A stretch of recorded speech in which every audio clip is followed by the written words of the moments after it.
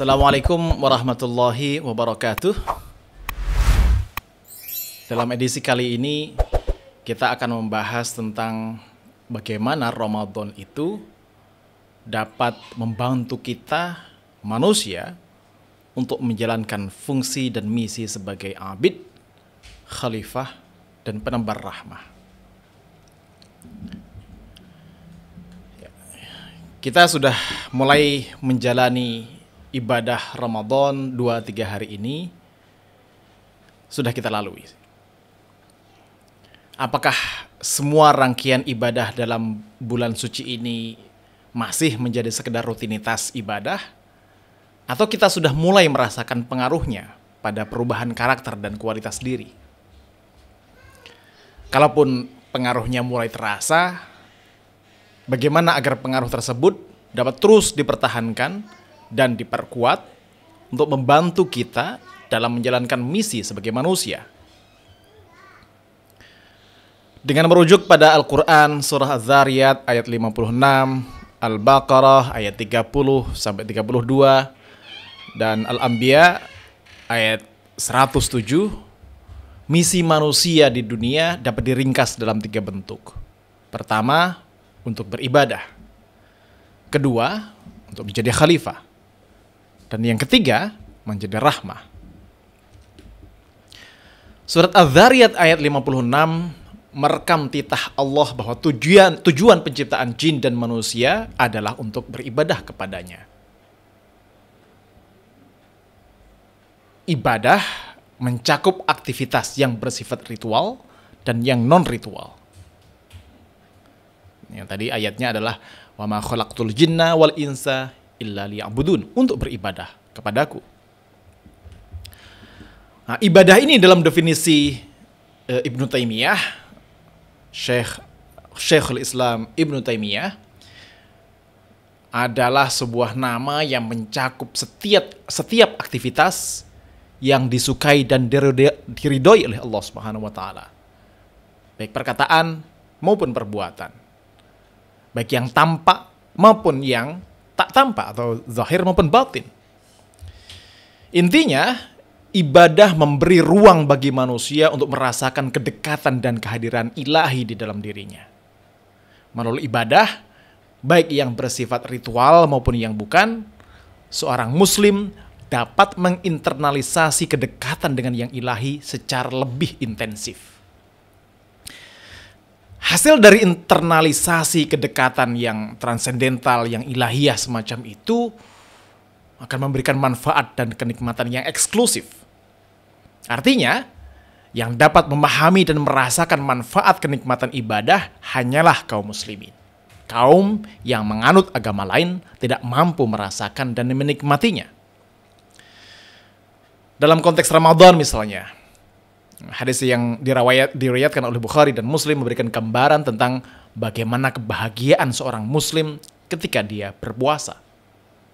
Kebahagiaan yang pertama diperoleh ketika dia berbuka. Kebahagiaan kedua adalah apabila sang hamba bertemu dengan Rabb-nya nanti di akhirat. Itu kebahagiaan bagi orang yang berpuasa.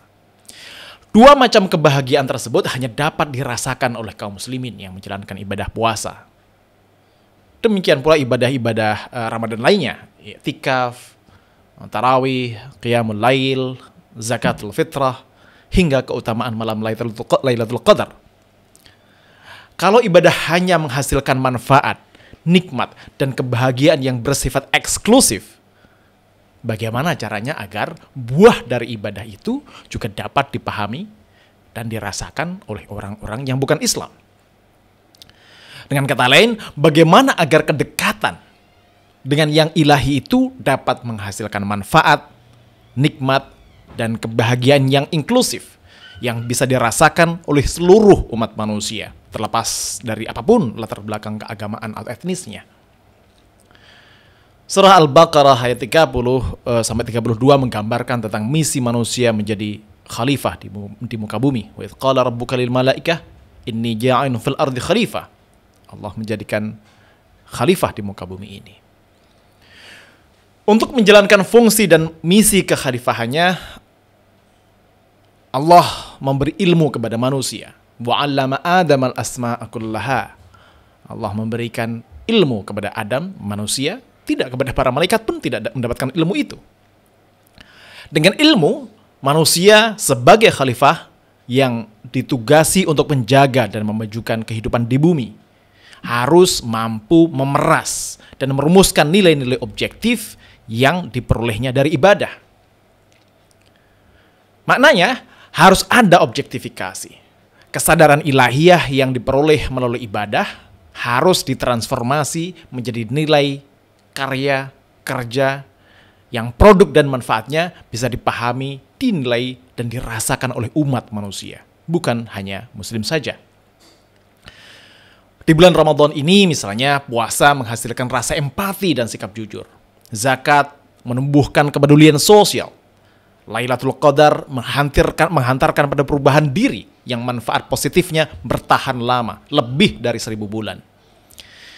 Jika manfaat dari puasa, zakat, Lailatul Qadar hanya bisa dirasakan oleh kaum muslimin, manfaat dan nilai-nilai objektif yang diturunkan darinya, dari kesemuanya itu, mempunyai cakupan yang lebih luas. Empati terhadap sesama, kejujuran, kepedulian sosial, dan perubahan diri ke arah yang lebih baik sebagai nilai-nilai objektif yang diperas dan diturunkan dari ibadah Ramadan akan mempunyai manfaat yang lebih inklusif. Tidak hanya untuk kaum muslimin, tapi juga umat manusia secara keseluruhan. Dengan demikian, Ramadan tidak hanya membantu kita menjadi seorang abd yang baik, menjadi seorang hamba yang baik, kualitas ibadahnya, tapi juga memberi bekal nilai dan kualitas yang bermanfaat bagi kita untuk menjalankan misi sebagai khalifah. Sebagai contoh, transformasi yang dialami oleh Rasulullah SAW pada bulan Ramadan melalui Lailatul Qadar. Pada malam itu, beliau mendapatkan wahyu dari Allah. Mulai malam itu, beliau bertransformasi dari seorang manusia biasa menjadi seorang nabi yang harus menyampaikan risalah Tuhannya kepada umat manusia. Hasilnya apa? Nabi Muhammad dengan risalah dan ajarannya dapat mengubah masyarakat Arab dan Islam yang sebelumnya tidak diperhitungkan di kancah peradaban dunia menjadi salah satu kekuatan peradaban mulai abad ke-7 dan seterusnya. Sumbangan penganut ajaran Islam, risalah Nabi SAW bagi ilmu pengetahuan dan kemanusiaan, sumbangannya juga sangat signifikan. Hal ini menegaskan bahwa keutamaan ibadah Ramadan dapat membantu kita menjalankan misi sebagai khalifah.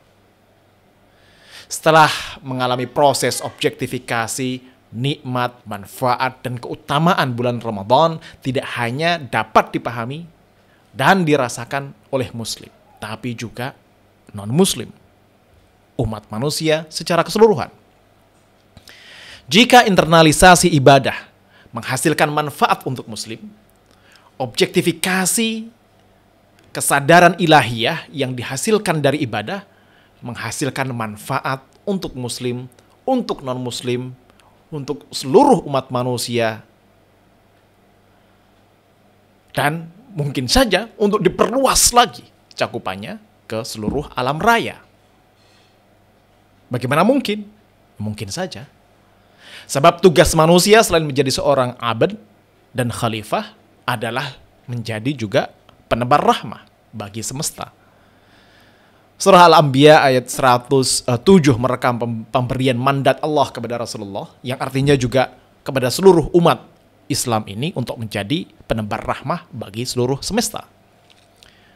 Agar bulan Ramadan dapat membantu kita menjalankan fungsi, peran, tugas, dan tugas untuk menjadi penebar rahmah tadi, kita perlu melakukan universalisasi nilai, karya, dan kerja kita sebagai abd dan khalifah. Dalam sebuah hadis yang diriwayatkan oleh Tirmidzi, Rasulullah pernah bersabda, "Irhamu man fil ard, yarhamukum man fis sama." Jadilah engkau rahmat bagi yang ada di bumi, niscaya yang ada di langit juga akan memberikan rahmatnya bagimu. Di sini universalisasi makna universalisasi bermakna ekstensi atau ekspansi, perluasan manfaat nilai-nilai yang dihasilkan dari kedekatan ilahiyah kita di bulan Ramadan.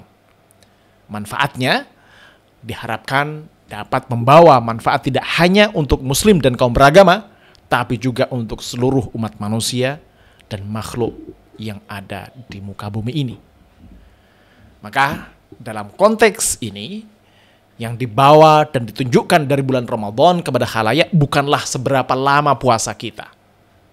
Bukan pula seberapa khusyuk tarawih kita. Bukan juga seberapa banyak zakat kita, seberapa lama iktikaf kita, atau seberapa yakin kita melihat dan mendapatkan Lailatul Qadar. Semua ini tuh tidak relevan untuk kita, untuk menjalankan misi sebagai penebar rahmah tadi itu. Yang harus dipersembahkan kepada semesta adalah rasa empati dan peduli, kejujuran dan integritas diri, serta transformasi yang dihasilkan dari serangkaian ibadah Ramadan tersebut. Jadi, jika kualitas dan nilai semacam itu tampak dan terrefleksi dalam karya-karya dan kerja-kerja kita di dunia, niscaya kita akan menjadi rahmah, bukan laknah, bukan nikmah bagi semesta. Itulah takwa. Sebuah kualitas diri yang diharapkan muncul dari madrasah Ramadan. Pertanyaannya, bisa dan siapkah kita mendaki dari menjalani Ramadan sebagai ibadah, lalu memperkuat dan membantu kita menjalankan misi sebagai khalifah dengan objektifikasi nilai tadi, dan pada akhirnya membentuk kita, menempa kita menjadi pribadi yang mampu menebar rahmah. Insya Allah kita semuanya bisa. Wallahu a'lam bishawab. Wassalamualaikum warahmatullahi wabarakatuh.